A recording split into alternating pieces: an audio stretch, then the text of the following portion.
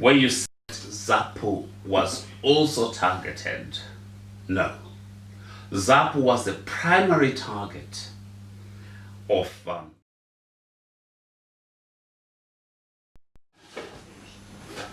Mina mphumi ndawo. So when you are the main focus. Jonathan, mina ngeke ngivumelane lo Jonathan. Ngiqale imbuka njani ngeke ngivumelane lo Jonathan. Alright. Let's focus with for now. We will talk about Jonathan later. Yeah.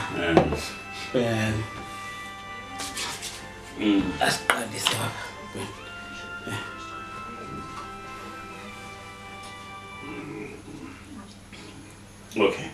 Okay. Thanks very much. We'd like to welcome all our viewers. This is Matabeleland Broadcasting Corporation on our program, The Big Conversations. Today we are with Dr. Ralph Mguni. He is the one who is going to tell us about his profile or his background. Dr. Mguni, over to you. If you could tell us about your background, then we can start our interview. Okay.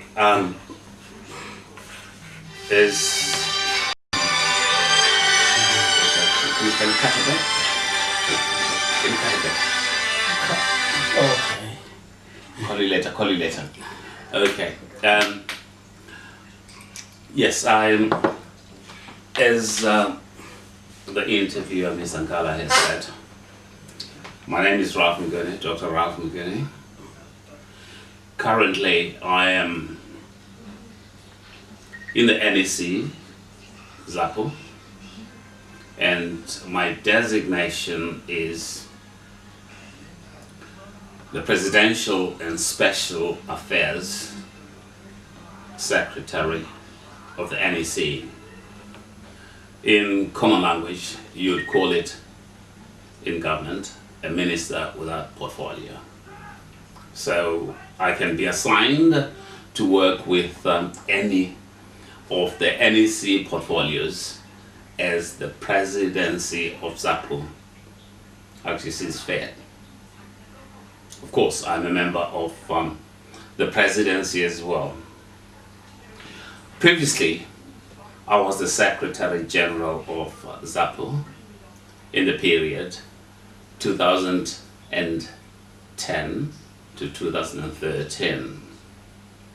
And I had to reduce my workload in that respect because of the current status of the party.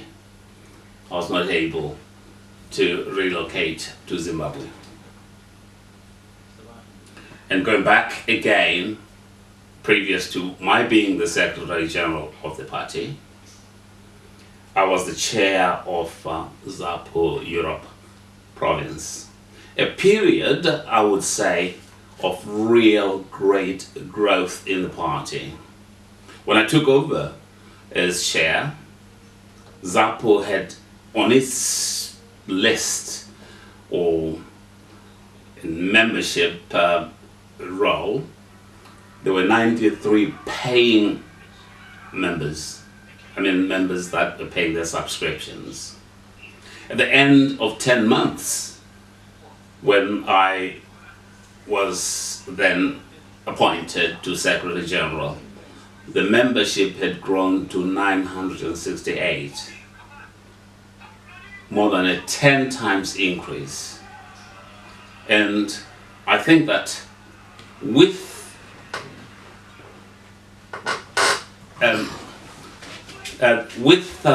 vision, with dedication, this party has got a real potential of growth. Just extrapolate it to the country itself. If we were to see that kind of growth, ZAPU would actually return to its days of glory. And as an eternal optimist, I think that is still achievable. Oh, thanks very much for your colorful profile. I'm interested in the growth of the party in the UK when you were the chairperson at that time. What do you attribute that growth to? I've always believed that any organization grows when you meet the needs of the people. My often repeated saying is always meet people at the point of their need. Never assume, never arrogate to yourself the understanding that you know what people need. Go and meet them.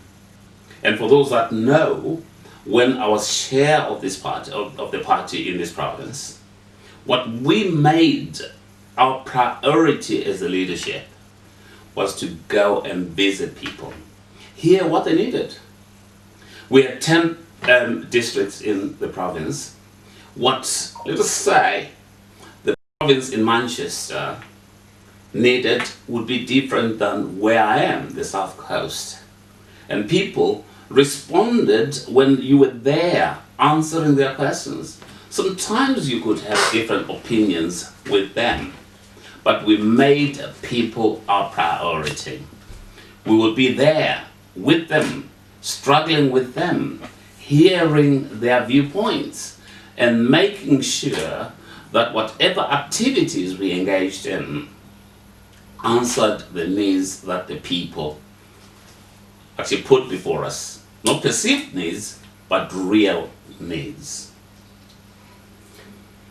Oh, that's great. That's great. Now,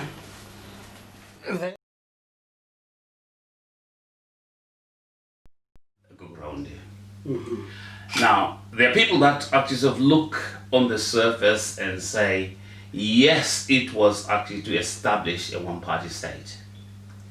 Gugurahundi was not actually factioned or thought about in 1980. Gugurahundi, for people that actually saw it coming, stretches back to the Morogoro, to the Mgagao, whatever. There were two driving forces behind Gugurahundi. The first was the false narrative. I went to school in Matabeleland myself, and I knew it all the way back to the 70s that there was that actually sort of boiling under the surface. The minority regime had sown into the heads of the people of a lot what we call Mashonaland, that there was Mazriti, there were the Ndebeles that massacred their forebearers. And therefore, couched in ZANU, that's how ZANU grew. ZANU grew on the basis that it became a party to right a wrong that never happened. So that was the basis of Gugurahundi. The second, and it was a misconception, the misconception that ZAPU was seen as a Ndebele supported party. Now, if you look at the composition of the leadership of ZAPU, that was totally untrue. And therefore, you had the people that were sitting here in Britain, here in London, crafting as early as 1976, 1977. I was here, and because I could actually swim in the crowd that were actually talking about these things, I could hear, I knew that there was an undercurrent of something of a great disaster. And unfortunately, so it was a minority voice.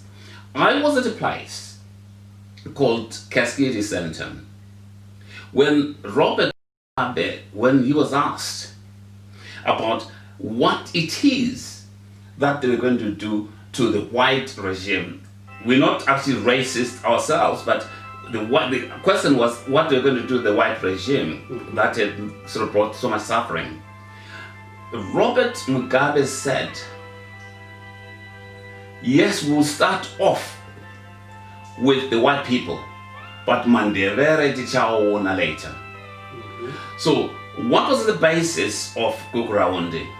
It was first of all, of course, the hatred that had been engineered by the settlers to actually divide the people into what was actually called the Ndebeles and the Shonas, because it was good, you divide, you rule. And the second thing is, of course, that played a part that Robert Mugabe wanted to be the sole ruler of Zimbabwe, and ZANU to be the only party that had anything to do with the future of the country. And therefore, as perceived at the time, ZAPU was the only challenge to that, and the people suffered as a consequence. Now, I don't want to actually sort of give you too lengthy an answer, but people must not look at Gugrawundi as something that was captured in the 5 years between 1982 and 1987. Gugrawundi existed in the preparation before the actual genocide happened, and Gugrawundi continues to today. It is a process, it has phases, and now the phase that it is at is as dangerous and as insidious as could be, because people are still suffering greatly under the effects of Gugrawundi. Okay, so do you regard Gugrawundi as a genocide? And if so, why? Of course. Why? I will plug something for people that actually perhaps don't visit the ZAP website. I've defined what actually goes for genocide. And by all aspects of what was defined in 1949, Gugrawundi was genocide. Gugrawundi was genocide because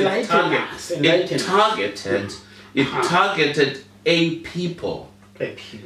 To actually, for a special trick, just like we had the Jews actually suffering because they were Jews.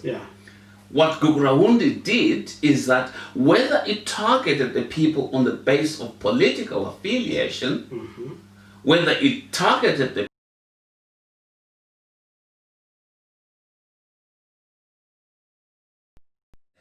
examine, to be honest with you. Now, what civil war is there when only one side is doing the shooting? What civil war is there when people are just actually sort of herded into huts and sort of burnt? They got no guns, they're not fighting back. What civil war leads to school children being taken and actually be thrown in mine shafts?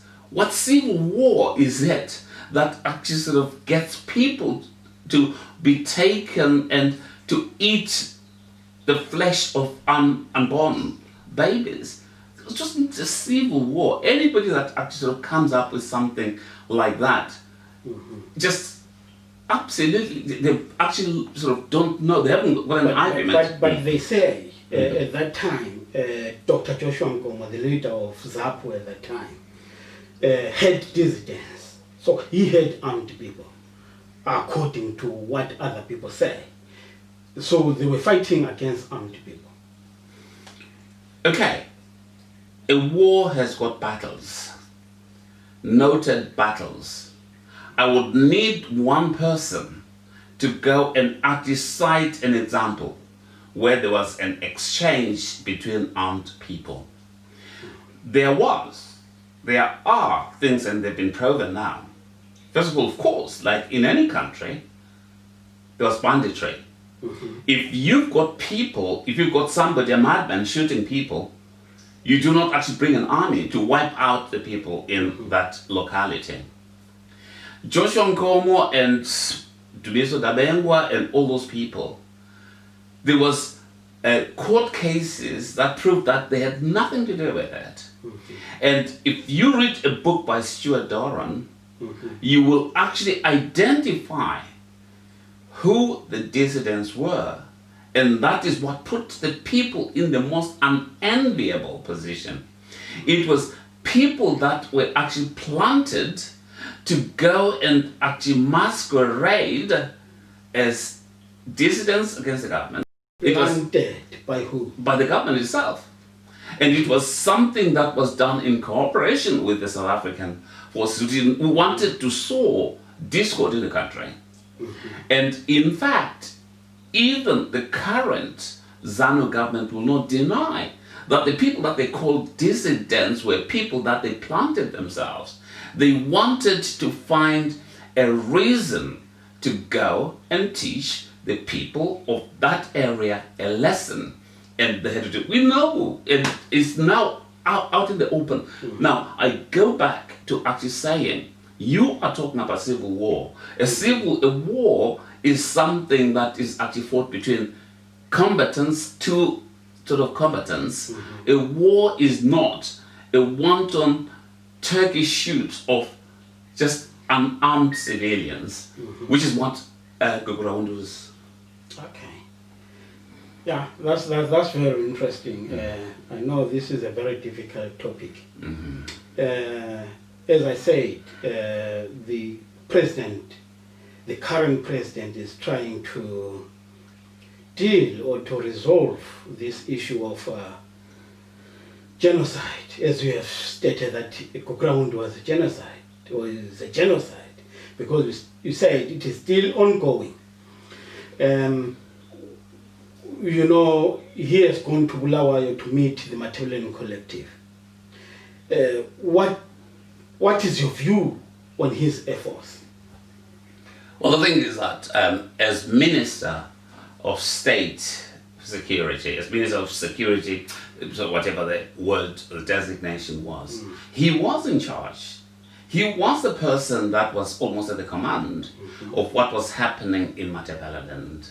Now, you can't have somebody, even if you say it's just an allegation, if it is alleged that he was involved in the genocide, there's no way that he would have any right to be supervising over a crime that he is actually sort of implicated in. So he should be nowhere near the process of being a person trying to solve a crime that he knows he committed.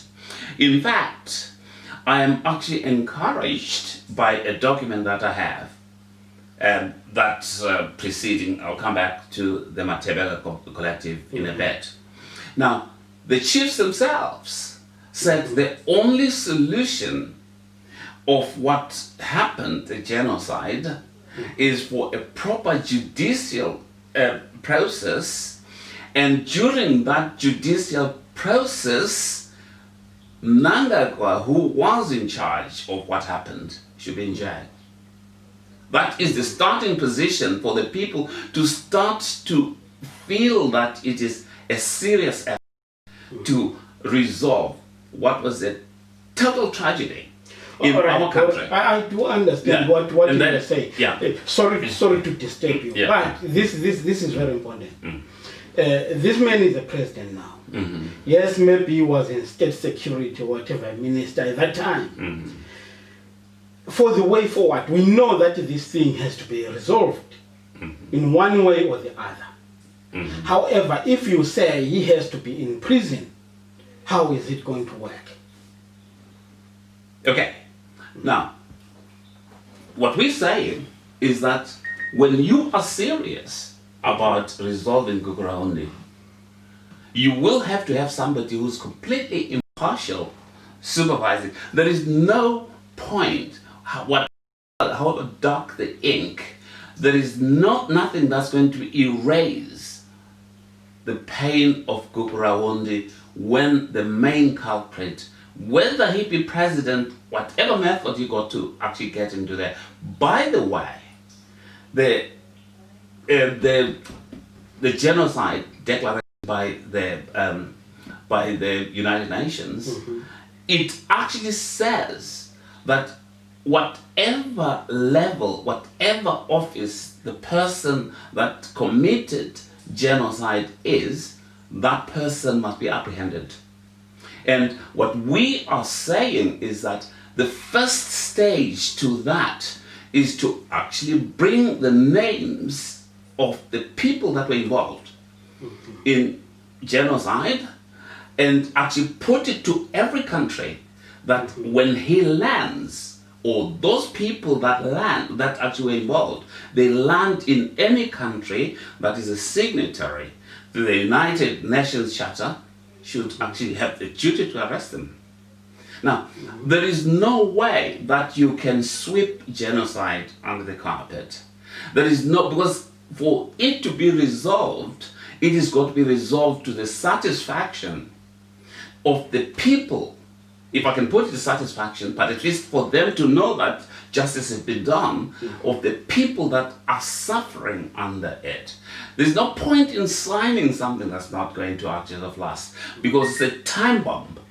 If Zimbabwe doesn't deal with it properly, there will be an eruption that will make places like Rwanda, where there was actually sort of tribal or whatever group warfare, look like child's play. So that person, president or not, if you have committed genocide, you have no right to be at the helm of any country. So it is then that actually sort of almost portrays him as an illegitimate president. That brings us to a question that I would like to ask about ZAPU in this genocide and in its resolution. As ZAPU, what do you think needs to be done in order for this thing to be resolved once and for all? Okay, the ZAPU policy at the moment, or the ZAPU sort of negotiating position, is very clear. For Zimbabwe to transition to something that is going to be stability, we need what is called a National Transition Authority. A National Transition Authority has got an element of transitional justice. The transitional justice is not just a mere truth and reconciliation. There have got to be prosecutions. A crime was sort of committed. I say to people, if you go and you kill somebody with intent, you're done for murder. In a lot of countries, you do porridge, you will be in jail for the rest of your life. In other countries, you pay for a life with a life. Now, there are people that in a most ridiculous way are going around and saying, okay, so he was responsible. He's got to apologize. What? Apologize for a mass murder? Are we idiots or what? Anybody who actually sort of says an apology will resolve Guguraundi hasn't started thinking. He could actually satisfy a few of the people. What's wrong with an apology? There's nothing wrong with an apology. An apology comes after the person has actually sort of faced the justice. And what absolutely infuriates me is that the people, some of the people that call themselves representing the victims, are begging the person to apologize. When you apologize, you don't wait for people to ask you to apologize. You say, I know I'm culpable. You ask Mnangagwa and you say, what do you think about... He's not just saying, I've set up a PRC to do the work for him. If you really know that you've done something wrong, you don't wait for people to petition you to apologize. The apology that people are going to get is one where Mnangagwa is going to be possibly, to save his skin, might end up saying, oh yes, so I apologize. And you say, but I'm not satisfied. He said, God, I said I've apologized. What next you want? And you are also in danger of being shot. We are being idiotic by sort of trying. I do not want our interview to actually sort of focus or to dwell too much on global politics, UN is a body that has got this. If America says this, the Chinese will oppose it. If the Chinese say that, the Americans will oppose it. But the countries, including the United States of America, who have now said, yes, this was genocide, there are quite a few countries that are coming up. The trouble also is that an issue of genocide, particularly when it comes to Africa, it has got to be pushed by those people that suffered. Otherwise, if the thing is that people were dying in Matabeleland, and because of the global politics, the West looked the other way around. That's exactly what I'm saying. Okay. Now, the declaration of that is a genocide is a process, and it's for people like you and me to absolutely make sure that that is recognized. Now, you look at what is happening in Africa, whatever. If you look at the people being shot in the streets of Harare, it would never happen in any of the countries, but because people have now learned to judge us by different standards, and it is us, the Africans, to pull ourselves up by our bootstraps, unless we push for more countries to accept that a genocide. Because if you look at, a murder, a killing is a crime. And if you go back, and I've actually referred you to my article in zapo.org, that actually sort of shows you that what happened there fits every part, every section of whatever is called a genocide. And yet, on only one of the, I think, six sections there, if any of those was infringed, that would sort of that would be acceptable as genocide. But with what happened in Matabeleland, it actually sort of fits all of them. So it is a genocide. That is very interesting. Yes. What is that doing with that?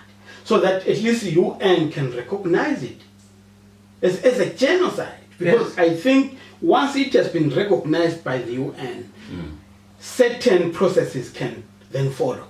What is that doing? Well, that's exactly. Now, one of the things, at some stage with my designation, but it's not out of the woods yet, it is to approach The Hague.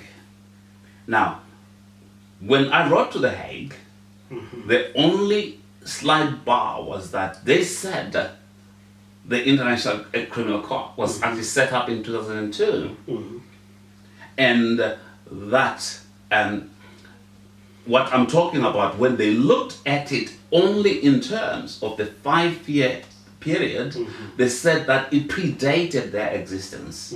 And they said also that Zimbabwe is not a signatory to that. But what we then looked at, we have all the evidence and it's ongoing, yet of course we're limited in resources, but it is a process that we're still on.